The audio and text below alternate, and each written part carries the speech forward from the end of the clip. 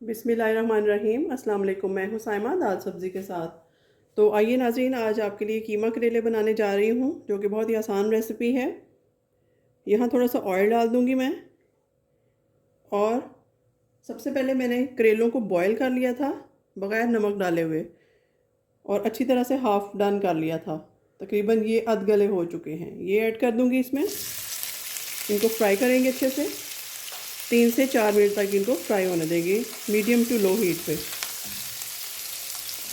और कीमा मैं आपको बताती चलूँ, मैंने एक दालचीनी स्टिक और एक बड़ी इलायची डाल के और थोड़ा सा नमक डाल के उसको बॉईल कर लिया था, ताकि हमारी रेसिपी जो है वो जल्दी से तैयार हो जाए। तो चलिए ये करेले फ्राई करके मैं आपको बताती हूँ नेक्स्ट क्या करना है। तो यहाँ पर जैसे ही हमारे करेले फ्राई हो रहे हैं, उसके साथ ही ये कीमा भी मैं ऐड कर दूँगी, जो कि मैंने बॉयल करके रखा हुआ था। तो यहाँ पर थोड़ा सा लहसुन अदरक का पेस्ट ऐड करूँगी मैं। इसको मिक्स करेंगे अच्छे से 1 से 2 मिनट के लिए।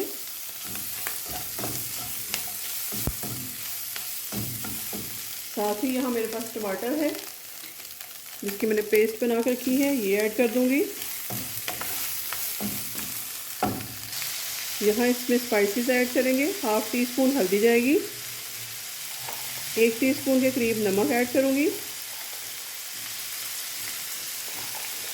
ये 1 टीस्पून के करीब नमक ऐड कर दिया। और लाल मिर्च जाएगी, ये भी 1 टीस्पून। और सूखा दादड़ मसाला जाएगा 1 टेबलस्पून। फिर से इसको मिक्स करते हैं अच्छे से। हीट आप स्लो ही रखिएगा।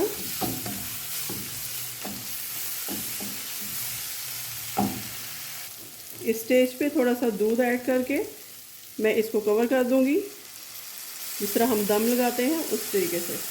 4 से 5 टेबलस्पून दूध ऐड किया है। अब इसको दम लगा देते हैं 5 मिनट के लिए स्लो हीट पे। उसके बाद हमारे करेले तैयार हैं। धनिया डाल के गार्निशिंग कर लेंगे। कीमा करेले रेडी होंगे। तो यहाँ पर देखते हैं करेलों की क्या पोजीशन है। ऑलमोस्ट ये कुक हो चुके हैं, करेले भी गल चुके हैं और कीमा भी गल चुका है। अब हल्का सा इसके ऊपर धनिया डाल देंगे और इसको फिर से एक दफ़ा मिक्स करके अच्छे से इनको भून लेते हैं।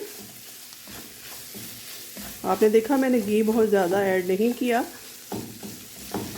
लेकिन मज़ेदार ये बहुत बने हैं। आप नान के साथ सर्व करें या रोटी के साथ, जैसे भी आप खाएं आपको अच्छे ही लगेंगे। तो चलिए इनको डिश आउट कर लेते हैं। तो यहाँ पर इसको डिश आउट कर लेते हैं। ये देखिए इस तरीके से मैं डाल दूँगी प्लेट में।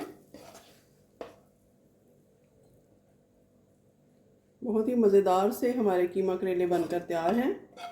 आप इस रेसिपी को ज़रूर ट्राई कीजिएगा। अगर आपको ये अच्छी लगे तो फ्रेंड्स एंड फैमिली में शेयर कीजिएगा और इसका फ़ीडबैक मुझे ज़रूर दीजिएगा। मिलते हैं किसी नई और अच्छी रेसिपी के साथ। तब तक अल्लाह हाफ़िज़।